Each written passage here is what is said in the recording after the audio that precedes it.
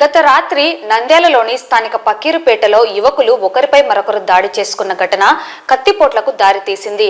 పోలీసులు కేసు నమోదు చేసుకుని దర్యాప్తు చేస్తున్నారు. కిర్నాథ్ సెంటర్కు చెందిన అస్లాం భాషపై కొందరు గుర్తు తెలియని వ్యక్తులు కత్తులతో కర్రలతో దాడి చేయడం జరిగిందని పోలీసులు తెలిపారు. బుధవారం రాత్రి 10:30 సమయంలో స్థానిక పకీరుపేటలో చిన్న విషయంపై యువకులు వాదించుకుంటూ యువకులు ఒకరిపై ఒకరు దాడులు చేసుకున్నారని, దాడి చేసుకున్న వారిపై కేసు నమోదు చేశామని రెండోపట్న సీఐ ఇస్మాయిల్ తెలియజేశారు. ఈ సందర్భంగా రెండోపట్న సీఐ ఇస్మాయిల్ మాట్లాడుతూ తల్లిదండ్రులు పిల్లలను సరైన క్రమశిక్షణతో పెరిగే విధంగా చూసుకోవాలని సూచించారు.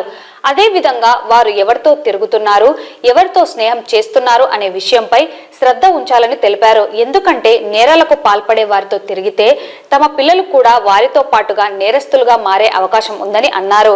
ముఖ్యంగా గత రాత్రి జరిగిన కత్తిపోట్ల ఘటనలో అందులో ఉన్న కొంతమంది యువకులు చదువుకున్న విద్యార్థులు కూడా ఉండడం చాలా బాధాకరమని, వారి భవిష్యత్తు పాడవుతుందని పేర్కొన్నారు.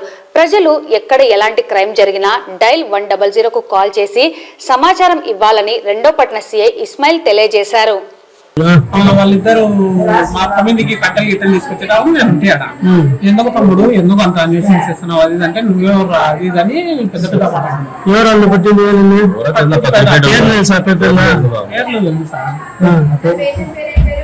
ఒక పిల్లోడు మటుకు తెలుసు మమ్మదు. ఆ పిల్లోడు తెలుసు మమ్మల్ని మన మర్డర్ కేసులు వాళ్ళ మీద పోతుంటే సెల్ గుంజుకున్నారు. నాది ఫోన్ మాట్లాడుతుంటే ఫోన్ గుంజుకున్నారని నేను వాళ్ళందరూ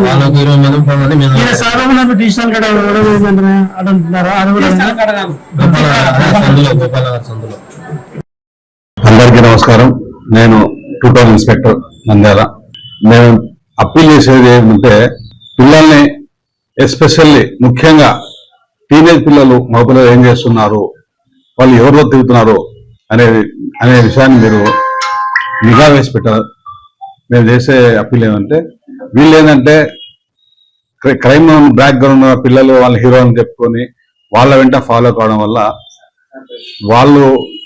వారితో పాటు వీళ్ళు కూడా క్రైమ్ లో ఇన్వాల్వ్ కావడం జరుగుతుంది.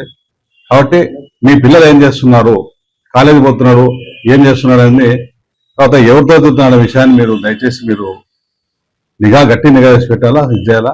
మీకు ఏమైనా డౌట్ ఉన్నా సమీప పోలీస్ స్టేషన్లకు రండి, మేము పిల్లలకు కౌన్సిలింగ్ చేస్తాము. వాళ్ళ చెడునత లేకుండా, చెడునత గల వ్యక్తులను వైపు మరలకుండా మన పిల్లల్ని మనం కంట్రోల్ చేసుకోవాలి. ముఖ్యంగా పోలీస్ కానీ ఇది ఎవరో చేయరు, పేరెంట్స్ మాత్రమే మా పిల్లల్ని మీరు కంట్రోల్ చేయగలరు. దయచేసి ఈ విషయాన్ని మీరు గమనించాలా. మరీ ముఖ్యంగా మేము కోరేది ఏమంటే చిన్న గలాటలు ఏం జరుగుతున్నాయి అంటే డైల్ 100 మీ పేరు బయటికి రాదు, ఎవరి పేరు బయటకు రాదు. డైల్ 100 సదుపాయాన్ని ఉపయోగించుకోండి. పోలీసు తద్వారా ఏంటంటే క్విక్ యాక్షన్ చేయడం, అక్కడ జరిగే క్రైమ్ ని మేము ఆపడానికి అవకాశం ఉంటుంది. కాబట్టి డైల్ 100 లేదా లేటెస్ట్ గా 112 ఏది చేసినా పోలీస్ స్టేషన్కి వస్తుంది. మినిట్స్ లో పోలీస్ యాక్షన్ ఉంటుంది. అక్కడ జరిగే క్రైమ్ ని మనము నివారించడం జరుగుతుంది. అలాగే మీ పేర్లు బయటకు వస్తాయని చెప్పి అపోహ కానీ అనుమానం కానీ మీకు అవసరం లేదు. నిన్న చిన్న గలాట, అది ఇద్దరు మన పకీర్పేటలో అంతా తెలిసిన ఫ్రెండ్సే వాళ్ళు. ఎప్పుడో 45 డేస్ బ్యాక్ ఏదో ఆర్గ్యుమెంట్ జరిగిందని చెప్పి ఫోన్ లో అరవింద్ అనేతోడు ఈ మహమ్మద్కి ఏమో వార్నింగ్ ఇచ్చారని చెప్పి అది వీడు మళ్ళా పోయి ఇంటికాడ పోయి ఆర్గ్యుమెంట్ చేయడం. దానిలో ఈ ఫ్రెండ్స్ అంతా అంటే మహమ్మద్ తో పాటు పోయిన పిల్లలు వీళ్ళు కొంతమంది డిగ్రీ చేసిన వాళ్ళు ఉన్నారు. సో వీడే హీరో అనుకొని వాళ్ళతో పాటు ఫాలో అయినారు. ఇప్పుడు కేసులు ఎదుర్కొన్నారు. దయచేసి మేము పోలీస్ వారు చేసే అప్పీల్ ఏంటంటే మీ పిల్లలు ఏం చేస్తున్నారు, ఎవరితో తిరుగుతున్నారు, వాడి యాక్టివిటీస్ ఏంటి అని చెప్పి మీరు చేయండి.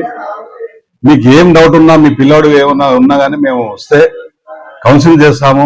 పేరెంట్స్ ప్లస్ పోలీసు ఇంకెవరన్నా కౌన్సిలర్స్ ఉంటే కూర్చోబెట్టి వాళ్ళ నడత మీద మనం చేస్తాము. ఎందుకంటే ఈ ఏజ్ వాళ్ళకి తెలియదు. ఏదో హీరోయిజం అని చెప్పి ఎవడో ఒక క్రైమ్ లో ఇన్వాల్వ్ అయిన